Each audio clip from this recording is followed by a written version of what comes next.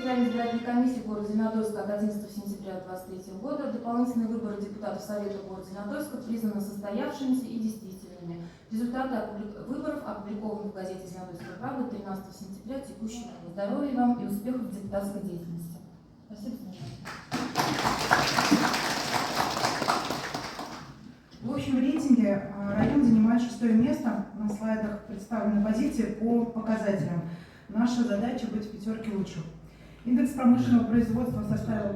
Хотел бы сказать, уважаемые коллеги, вот эта позиция, насколько я знаю, это впервые в истории. Впервые в истории. Абсолютно верно.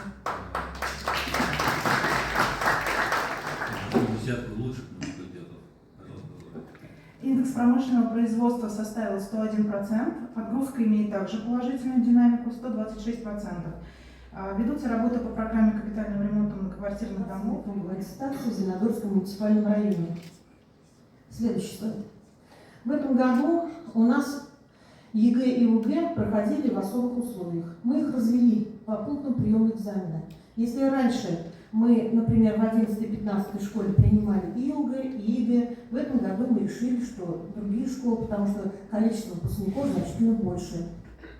Конечно, это требовало особого оснащения. И я признательна Михаилу Павловичу, потому что обычно перед нами ставят задачу наше ведомство, министерство, а ресурсов не подкрепляют.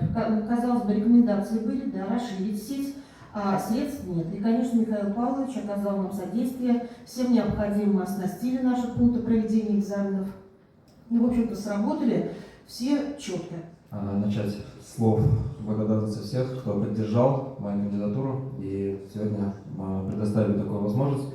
Я бы хотел отметить то, что у нас в ближайшее время декада пожилых людей, и по этому поводу коротко расскажу, какие акции мы сейчас проводим и планируем делать благодаря нашим меценатам, предпринимателям. Я также основатель и председатель бизнес-сообщества мецената. На сегодняшний день у нас 240 предпринимателей по Республике Татарстан.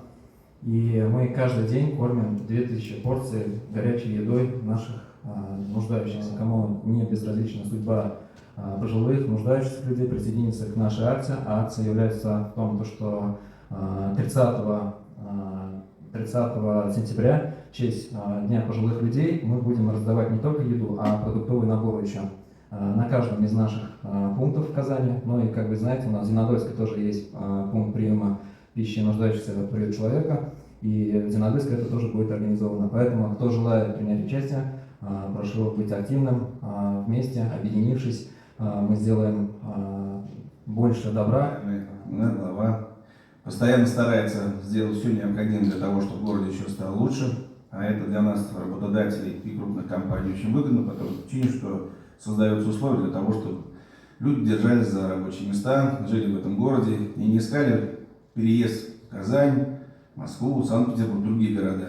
Если условия будут созданы, конечно, люди с удовольствием будут здесь работать.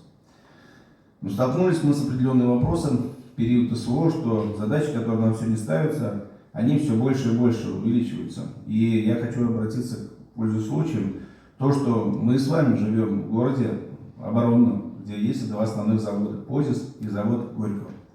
Ситуация складывается очень критичная, очень плохая. В том, что задача нам ставится уже работать в 3 смены. Мы сегодня уже имеем огромную потребность людей. Это уже не просто там где-то мы как-то обсуждаем. Уже мы в открытую с Владимиром Шакировичем говорим, что нужно что-то делать. Количество людей, которых сегодня необходимо, доходит до 3000 человек только на заводе Горького. А у нас только если смотреть по заводу Горького, за первое вот это полугодие уволилось 641 человек. Только завода Горького. 41 человек уволился с Зеленодольского проектного бюро. Да, приток есть, то есть люди приходят, даже больше в количестве. Но это заново надо обучать их, надо натаскивать, обучать, знать, как это производство организовать. И все заново. Здесь, конечно, огромное спасибо, что колледж, техникум запустили, который сегодня мы давно, это колледж судостроительный, мы давно ждали. Но время идет, и мы должны что-то делать. Почему? Потому что вопрос все равно вернется обратно, Михаил Павлович, в город, все равно вернется обратно в республику в части выполнения поставленных задач.